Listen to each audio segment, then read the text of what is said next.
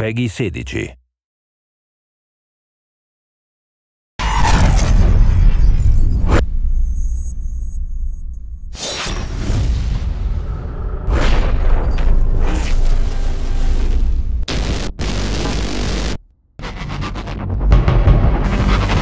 Created this engine, specifically for Battlefield 3 originally, and then, we came to the conclusion that other people actually have use for this, and I think it's pretty amazing that, you guys are making a racing game out of our engine.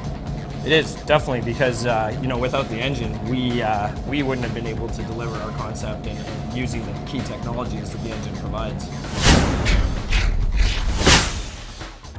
Since Battlefield 3 is the true successor to Battlefield 2, we need to make everything bigger and better, basically. So we need to develop new technology for doing that. So one of those things is streaming the content into the maps. With that, we can build the biggest map we've ever done before. And I think that's something that you also benefit a lot from, right? Definitely. For Need for Speed, the concept that we went with, the coast-to-coast race, really couldn't have been built without scale. In order to pull off what we need to do, we basically doubled the length of our tracks. We quadrupled the number of textures, Wow. 4 times the number of objects. So the scale for us just wasn't achievable on our old engine. And it's the terrain system that you guys developed, obviously, that allows us to basically have our vistas that we have. When you drive down the highways, you can see for miles out in the desert, you can see for miles out in the mountains, and it really sells that sense of journey in Need for Speed. I mean, the destruction enables us now to do things that no one else is able to do, really. Like, just seeing other players from playing other shooters coming into Battlefield, where, when I play Battlefield now, it's natural for me to just go through the walls. So if I'm driving a tank and there's someone hiding behind the wall or a sniper somewhere far away, I just take out the whole building or the wall that he's hiding behind. While, like, you say people that not used to playing Battlefield and they're trying to run around the walls all the time, and I'm just like laughing at them what they're doing. It's kind of cool to see how that also is implemented in Need for Speed. Yeah, for sure. In Need for Speed, it basically allowed us to create the epic journey we wanted to create for Jack as he's on this coast-to-coast race. Car racing has often been a very sterile environment, doing laps around a circuit. And as a genre, I don't think we've actually made the advancements that you guys have made yet. So for us, it was all about harnessing that power to create objects you smash through on shortcuts, or whether you're driving down Chicago and you're being chased by a helicopter and cars are blowing up and you're seeing pillars explode all along the drive. It really has allowed us to set the bar a little bit higher as a racing game across the board. So we wrote the whole rendering engine from scratch, and that enables us to have more light sources to make it more cinematic. We can do both indoor and outdoor lighting, so you see actually real shadows going around the game. And just with the destruction, we have all these explosions and the smoke coming out. We needed the particles, so the effects look really good as well, like really cinematic.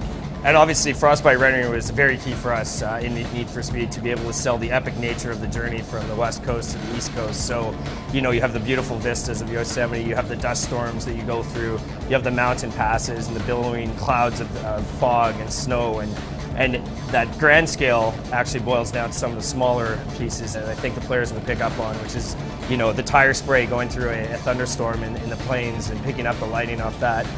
Chicago, there's blasting pillars and dust and picking up the lights from the taillights and the headlights of the car, and the dynamic lighting as you go into New York at sunset. And it's just an amazing vista of visual environment from start to finish that, it really sells the journey the player goes on in this race. When developing Frostbite 2, we needed to push the level of immersion of the game. One of the key elements for immersion is obviously sound. Everything has to be done dynamically, and that's what our engine actually does with the audio. So you can actually distinguish what gun the sound comes from, what distance, what direction it's coming from.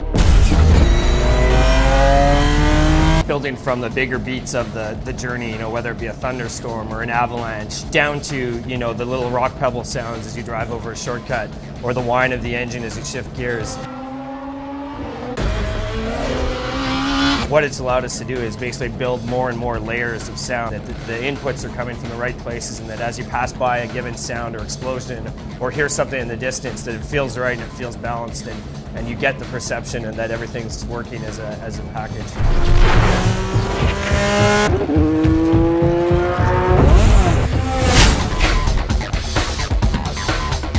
So we looked at this sports game actually, looking at FIFA and Madden and what they've done. Like the players, when they're running around, kicking the ball, it looks so realistic.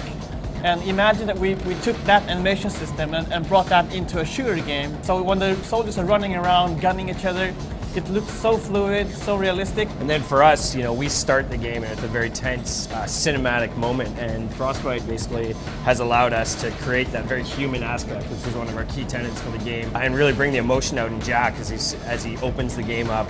And beyond that, I mean, as we've described some of the moments you go through over the course, a lot of them are very animated moments, and so the animation engine of Frostbite has allowed us to pull off some of these moments and these epic beats in the part of the journey that we wouldn't have been otherwise able to pull off.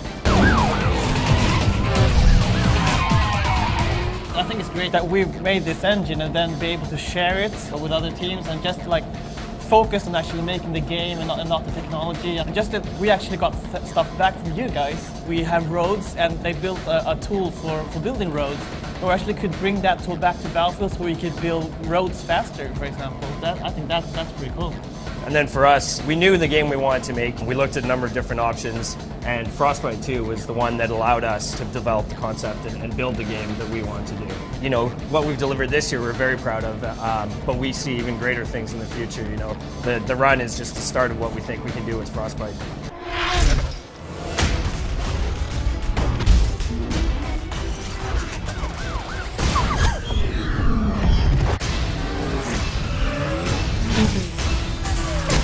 Mm-hmm.